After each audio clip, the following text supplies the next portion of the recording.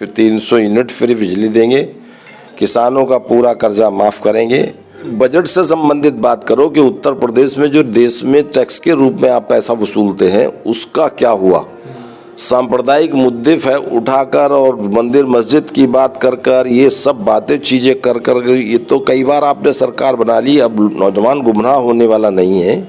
बिजली पे, स्वास्थ्य पर और चिकित्सा पर काम करने का इस सरकार का कोई मतलब नहीं। तो सिर्फ ये है कि अनर्गल भाषण दिया, गुमराह किया, सांप्रदायिक उन्माद फैलाया और वोट हासिल कर लिया। इनमें चुनाव आता है, उन्माद फैलाओ और राज करो। अब नौजवान हिसाब चाहता है, नौजवान बजट के बारे में पूछता है।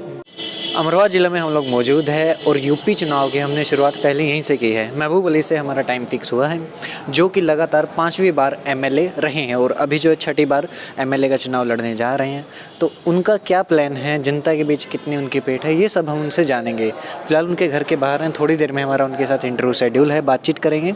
इसके बाद मुख्य जो हमारा फोकस रहेगा जनता से बातचीत करने का, कि जनता जो है क्या चाह रही है अपने नेताओं से, आने वाले टाइम में और क्या क्या बदलाव वो चाहती है, मौजूदा हालत में जो भी एमएलए उनके यहाँ पर है और जो सरकार के फिलहाल उत्तर प्रदेश में है उनसे वो कितना खुश है, इन सब के ऊपर बातचीत करेंगे। इस बार किस तरह के वादे किए जा रहे हैं आपकी तरफ से, अगर समाजवादी पार्टी की सरकार बनती है और आप फिर से एमएलए चुन के आते हैं तो क्या क्या और काम करवाए जाएंगे अमरोहा के लिए?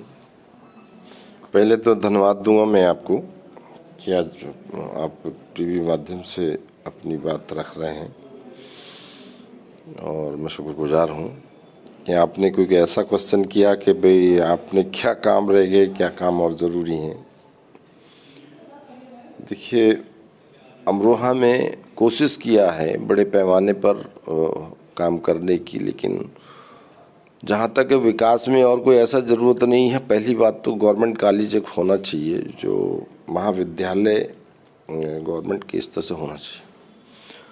और पूरे प्रदेश में मेडिकल कॉलेज की स्थापना के लिए पूरा मेरे ख्याल से हर जनपद में वर्तमान सरकार ऐलान कर चुकी, लेकिन अमरोहा उससे भी वंचित रहा।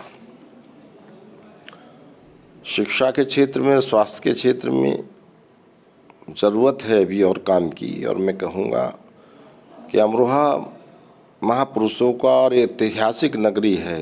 उसने आज़ादी के वक्त से भी बहुत लड़ाइयाँ लड़ी हैं।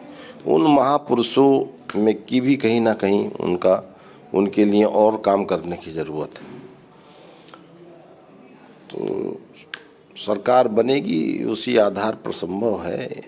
इस सरकार में तो लफ्फाजी बातों के अलावा उम्मीद नहीं कर सकता कोई भी कि हाँ इनसे कोई उम्मीद कर ले कि हाँ जनहित की, मतलब रोजी रोटी से नौजवान को जोड़ने का, बिजली पे, स्वास्थ्य पर और चिकित्सा पर काम करने का इस सरकार का कोई मतलब नहीं। तो सिर्फ ये है कि अनर्गल भाषण दिया, गुमराह किया, सांप्रदायिक उन्माद फैलाया और वोट हासिल कर लिया। समाजवादी पार्टी की तरफ से किस तरह के वादे किए जा रहे हैं जो सरकार बनने के बाद पूरे किए जाएंगे ब्रॉड लेवल पे पूरे यूपी भर में?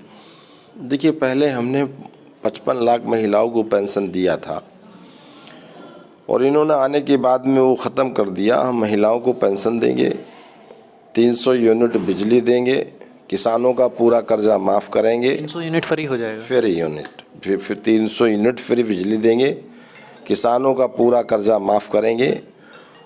और जहाँ तक ये पेंशनर हैं, जो पुरानी पेंशन बहाल की जाएगी, ऐसी योजना हमारा लाने का है कि हम पुरानी पेंशन बहाल करेंगे।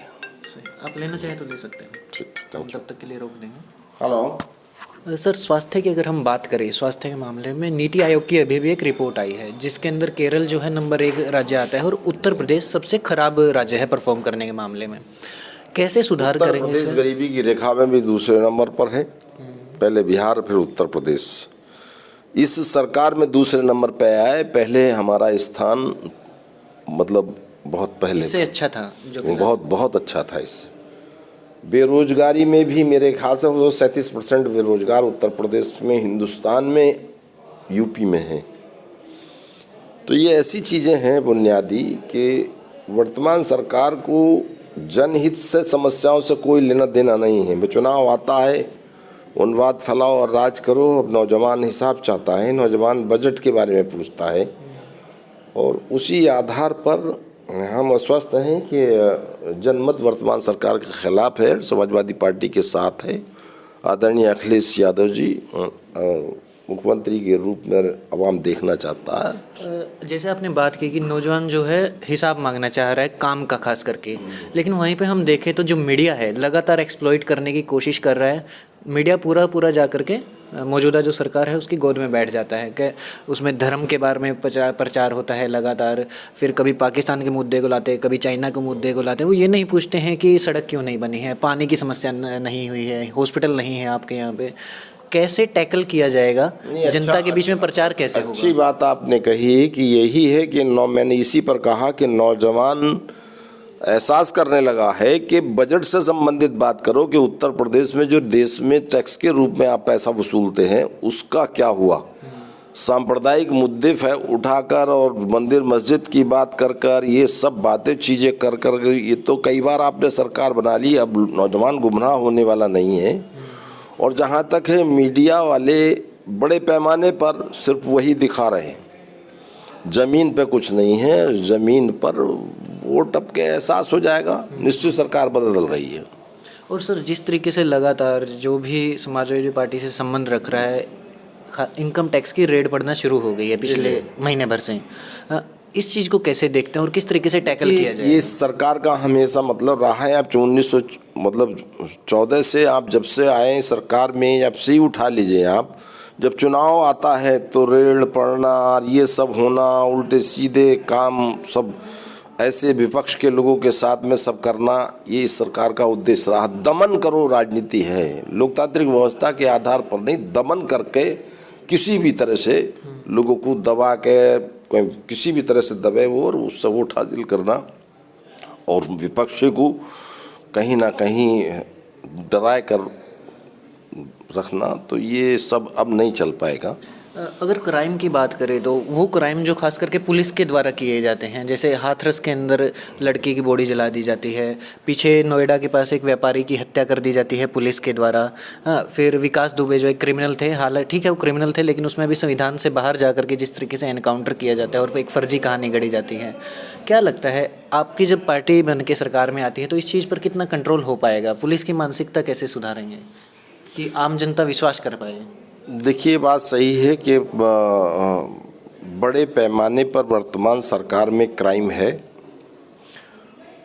और मैं कहूँगा कि आज बेलगाम है। एक जिसे कहते हैं जंगल राज, अगर वो देखना हो तो आज तक सुना है कि हिंदुस्तान की आज़ाद इसलिए कराया था उन सूरमाओं ने हमारे कि उस जो अन्नदाता है उसके ऊपर ही गृह मंत्री की गाड़ी चढ़े। सुना है क्या आज तक?